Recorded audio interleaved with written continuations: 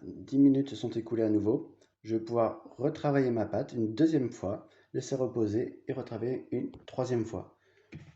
Toujours pareil, spatule propre.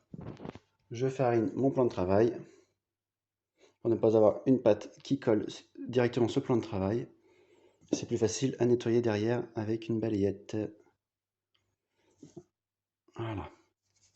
Là, logiquement, j'aurai besoin de moins de farine. C'est parti. Même chose que tout à l'heure. Je mets un peu de farine sur le tour pour décoller ma pâte. Voilà. Et je peux ensuite décoller.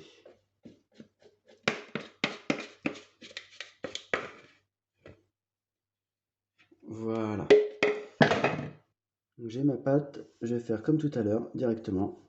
Je prends sur les côtés, je lève, je vais essuyer un petit peu à l'intérieur, la farine, et ça tient bien là. Ça se déchire pas, ça tient bien. Donc ça veut dire que ça prend de la force. J'essuie avec ça de farine pour ne pas avoir des amas de farine à l'intérieur, maintenant que ça prend. J'ai mon pli qui est ici, donc je vais reprendre là entre les deux, surtout pas par là, je prends bien entre les deux, et je dépose un tout petit peu sur le côté, de sorte à avoir le pli en face, et je continue. Je prends, je plie, je prends, je plie, je prends, je plie. Si ça se déchire, c'est que la pâte n'est pas encore assez bonne. Il faut la travailler doucement, plus doucement, en attendant qu'elle prenne.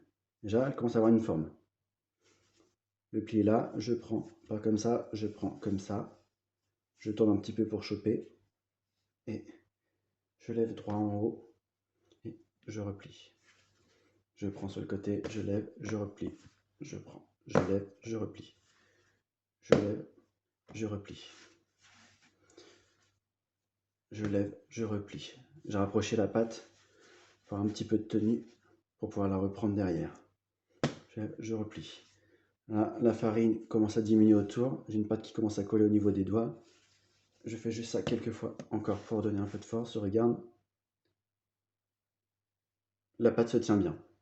Elle ne s'écroule pas, donc ça va être bon. Je vais pouvoir à nouveau m'essuyer les mains et mettre ma pâte en boule dans le saladier pour un repos de 10 minutes. On devrait commencer à voir l'apparition de quelques alvéoles de développement de levure sur la troisième partie. C'est pour ça qu'on travaillera très légèrement la pâte, juste pour lui donner un petit peu de force et de tenue, pas plus. Et ensuite repos 1 heure, et là on travaillera encore délicatement pour former les 4 pâtons et les laisser reposer 1h30 de plus. On prend de la farine autour,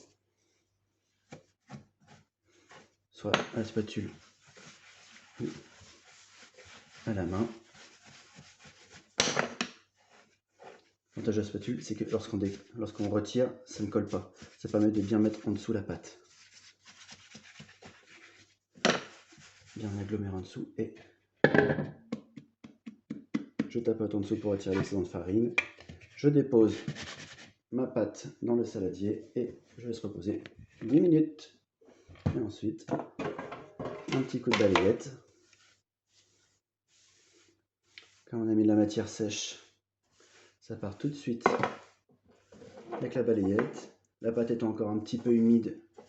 J'ai quelques amas de pâte sur mon plan de travail. Je retire juste avec ça et ça suffira. Avec l'éponge, ça poserait problème. Il y aurait de la pâte dans l'éponge et c'est compliqué à retirer. À dans 10 minutes.